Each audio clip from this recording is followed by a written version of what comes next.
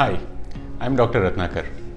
So people will suffer with shoulder pains. Shoulder pain is one of the common problem. Most of the population will suffer.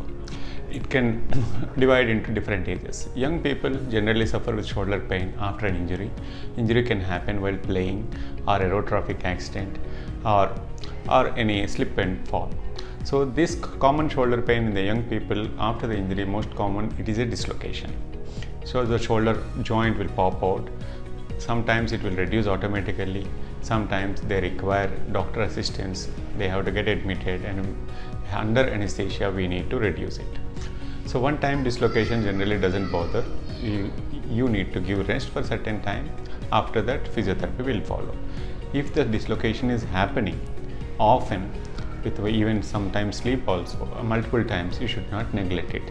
2 to 3 times, it's the best time. Consult your doctor, get your scans. If there's the tear, you require repair. So if you neglect it, the wear and tear between the bones will happen more. The labrum, which is means the tissue which gone torn because of multiple dislocations, becomes irreparable. So if you expect a good result to get back to the sports activities after multiple dislocations, is very difficult. If it is a fresh dislocation, and you can get back to normal if it is freshly repaired. So anything in the joint doesn't heal on its own if you give proper rest also.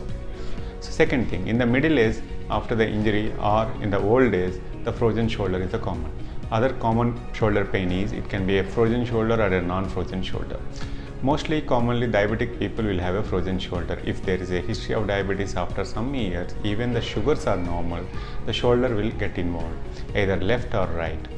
The first symptom they will feel the pain is in the night. They can't sleep on the same shoulder. Second thing, they can't wear a shirt or they can't lift anything on the overhead activities. They will avoid doing it.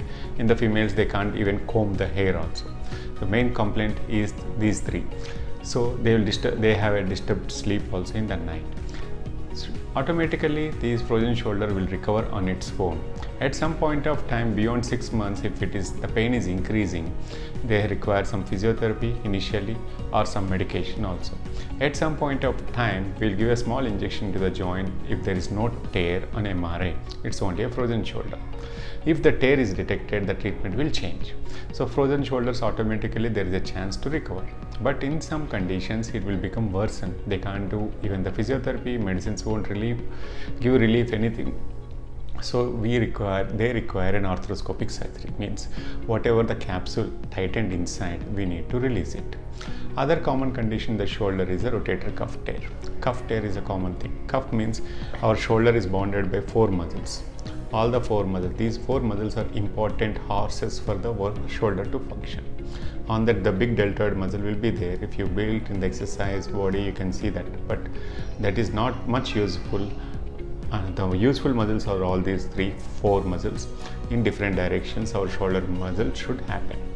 Sometimes, mostly in the old days, we say it's a degeneration. Means old days tears will be there without any unknown reasons. Sometimes there will be a small bone spike, we'll say bone spur, that will get caught and the tissue will tear.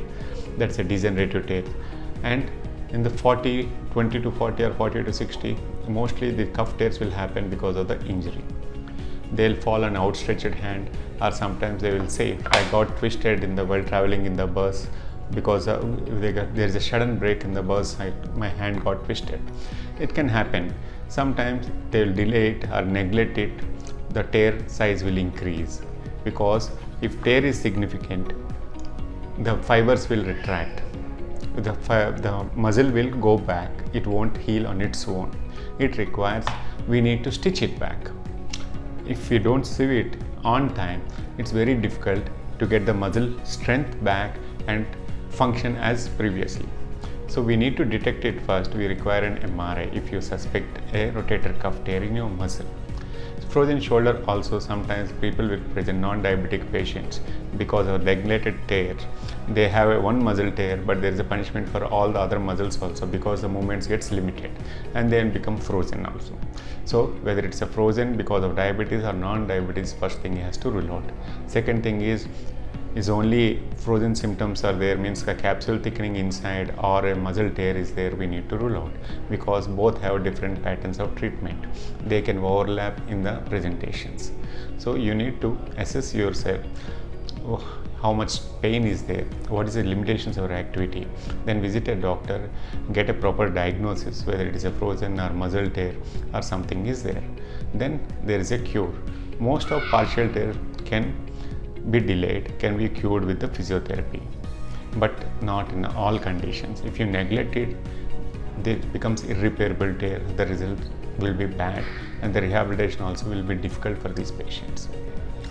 So in surgery wise, in any shoulder problems, if it is not recovering with physiotherapy or medicines, we need to go deep, examine him, what directions or what muscles are compromised, or what direction movements are compromised, and we need to get an MRI. We need to see where is the exact problem is.